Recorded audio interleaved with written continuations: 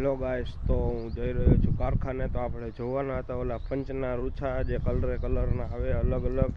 તો અત્યારે તો જો હું હાલીને જાઉં કારણ કે મારી માણકી છે ને ખોટવાઈ ગઈ છે.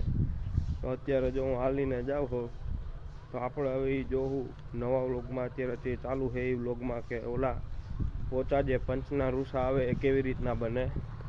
તો જો અત્યારે તો હું જાઉં હાલીને કારણ કે મારી ગાડી એને ખોટવાઈ ગઈ,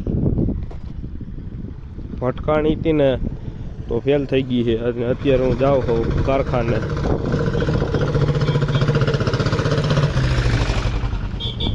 આ રાજુણ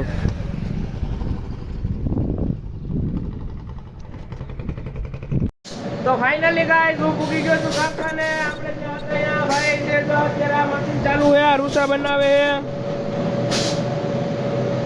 આ મશીન તો ચાલુ રહ્યો 365 દિવસ. આ મશીન કોઈથી બંધ ન રહે. જો મારું મશીન ચાલુ જ છે. તાર તૂટી જાય ને ધ્યાન રાખજે. જો ગાઈસ આ છે ફુવા પેકિંગ કરતા હતા. કાલ રાજુભાઈ પેકિંગ કરતા હતા, આજ ફુવા પેકિંગ કરે છે. આ છે રાજુભાઈ જો આવી રીતના જો હમણાં જોઈએ આપણે આમાં આવી રીતના પેકિંગ કરવાનું બરોબર. પછી આવી રીતના કપાય ને આવા રૂસા બને. તો આપણે અહીંયાથી જ જોઈએ જો આવી રીતના કંઈક કરવાનું. જો આવી રીતના પહેલા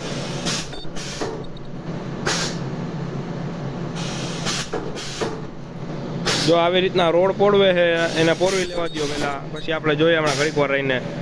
તો જો આવી રીતના પોરવાનો રોડ, ટૂંકમાં અમારી ભાષામાં એને કે પટ્ટો આવી રીતના પોરવાનો. જો પછી આમ રાખીને અહીંથી આ પંચ લઈ અને આમ નાખી દેવાનું. પછી જાય આવી રીતના રાખી જો આને આમ કરી જવાનું. પછી અહીંયા પાછું સ્ટોપ કરી દેવાનું. અહીંયા પંચ આવે ને ત્યાં પછી પાછળથી પાછું નવું પંચ નાખવાનું. જો હમણાં અહીંયા આવી જાય. જો આવી ગયું. એવી રીતના જો આવી રીતના આખું પંચ કરી અને પછી એને અહીંયા લઈ આવવાનું અને અહીંથી મૂકી દેવાનું આમાં.